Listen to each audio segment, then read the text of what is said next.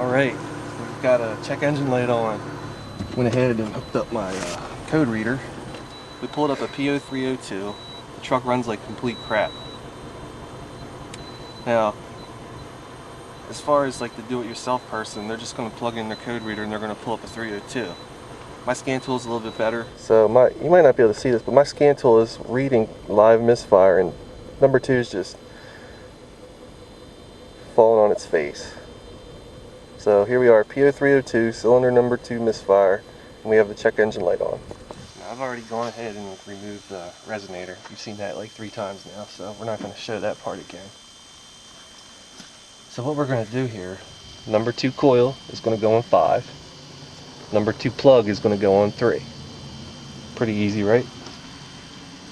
Damn it. They're a little bitch to get unplugged. That's why I don't unplug them when I'm doing the plug change.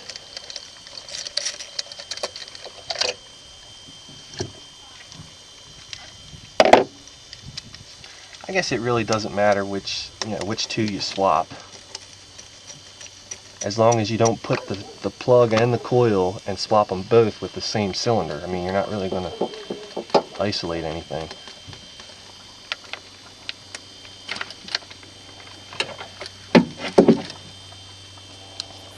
Alright, so we got these 2 plugs are switched. We're going to take the one coil that was on number 2. We're going to put him in number 5.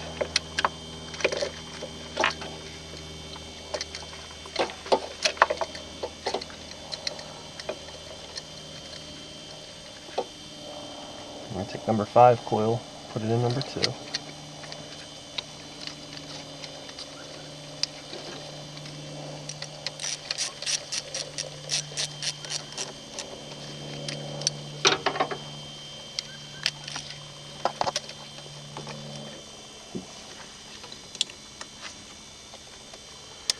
Now on your code reader, you probably want to clear the codes now before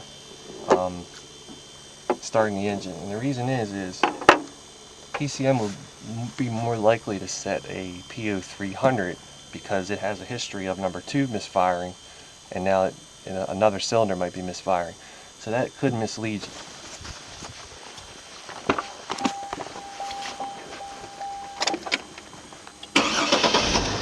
So you can see on my fancy scan tool that now number 5 has the miss.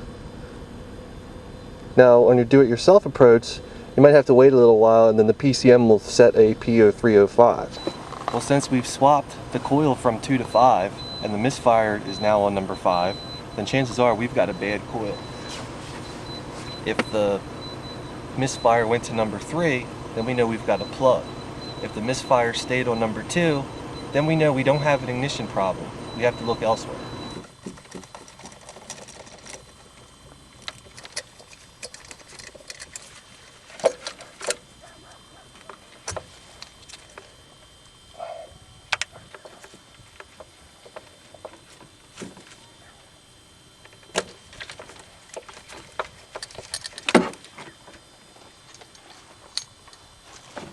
Now, I have a known good coil here.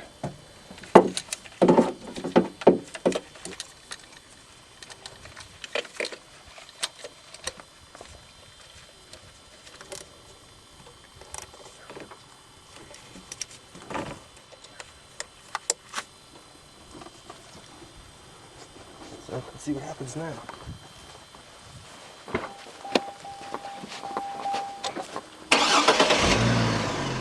Well, you can see now our live misfire data indicates no misfire. The way you'd be able to tell obviously would be to clear the code again, drive the truck, and see if the light comes back on.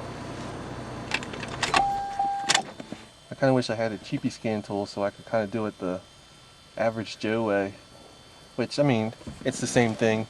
You know, get your code, do the same tests I did and do it again. The only difference is you won't have the live data, but it really wouldn't matter. You would see the code change from 302 to 305. You wouldn't have to, have the fancy scan tool to do that.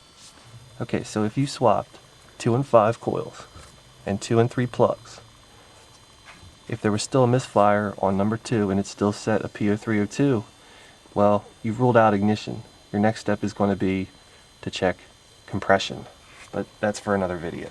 Oh, I do have to add something else that I've seen personally. If the plugs are worn, meaning, you know, they've got even over 100,000 miles on them, you could be setting random misfires in any of the cylinders. You could have, I don't know, a shitty plug on number 5 keeps intermittently misfiring, and a bad coil on number 2 intermittently misfires, and it might not necessarily throw a 302 and 305. It'll probably just throw a 300, which a 300 is just a multi-cylinder miss. So I hope this shows you guys, you know, how to try to troubleshoot these trucks by yourself. Like I said, a couple hand tools and a code reader goes a long way. I know people on the forum who have done the coil swapping and plug swapping, drove the truck back to AutoZone and had the code read. You know, you can do that too. Nothing wrong with that. You just don't want to drive it with the check engine light flashing. You can risk burning up the catalytic converter, which is money. So yeah, and a big shout out to my boy Bill, aka Christy's dad, for donating this known bad coil. He was able to, I think he did it the same way. He just did some coil swapping, and you know, he determined that the number 2 coil is bad, or number 3, I can't remember which one it was. So thanks to you, sir. And I guess the other thing is there's no way to test this. You can't test this outside the truck. It's not going to happen. What you doing? I'm going to try to make my truck misfire. Why are you going to do that? I'll tell you why. Because. No, because. Sorry.